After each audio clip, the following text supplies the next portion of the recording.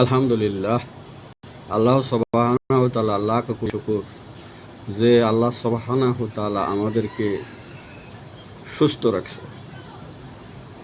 সুস্থতা এমন একটা নিয়ামত যে সারা জীবন সেজদায় পড়ে থাকলেও সুস্থতার নিয়ামতের শেষ হয় না। তো আল্লাহ তাআলার প্রতি ঈমান আনা, বিশ্বাস করা।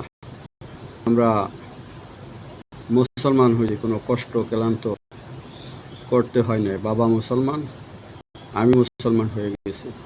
তো এই মুসলমানের আল্লাহর দিন, আল্লাহর হুকুম মানার, নবীর দিন মানার ইচ্ছা নেই। মুসলমান হয়েছিল বিলাল রাদিয়াল্লাহু তাআলা আনহু, যখন হুজুর পাক সাল্লাল্লাহু আলাইহি ওয়াসাল্লাম থেকে দিন গ্রহণ করছে, কালেমা গ্রহণ করছে, সেদিন থেকে সে এক আল্লাহর হুকুম মানার জন্য চেষ্টা করছে, আল্লাহর হুকুম মানছে। তো বিলাল রাদিয়াল্লাহু তাআলা আনহুর মালিক ছিল, বিলাল রাদিয়াল্লাহু তাআলা আনহু গোলাম ছিল। তার মালিক জানতে পারলো যে বিলাল রাদিয়াল্লাহু আনহু সে এক আল্লাহর ইবাদত করে, এক আল্লাহর ইবাদত করে।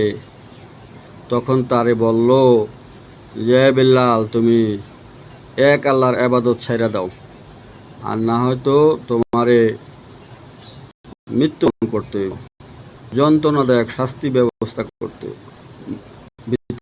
হইব। তো বিলাল রাদিয়াল্লাহু তাআলা আনহু বলছে যে জীবন তো একটাই, আমার জীবন চলে গেলেও আমি এক আল্লাহর হুকুম ছাড়ব না, নবীর তরিকা ছাড়ব না। তো বিলাল রাদিয়াল্লাহু তাআলা আনহুরে তারা এত কষ্ট দিল যে আরবের মরুভূমির দেশে উত্তপ্ত বালুর মধ্যে গরম হয়ে থাকা বালু, সেই বালুতে তারা সিধে শোয়া বুকের পুরে পাথর রাখত। তিনি এত অত্যাচার সহ্য করছে, তাও আল্লাহর দিন মুসলমানিতা দূরে হয় নাই।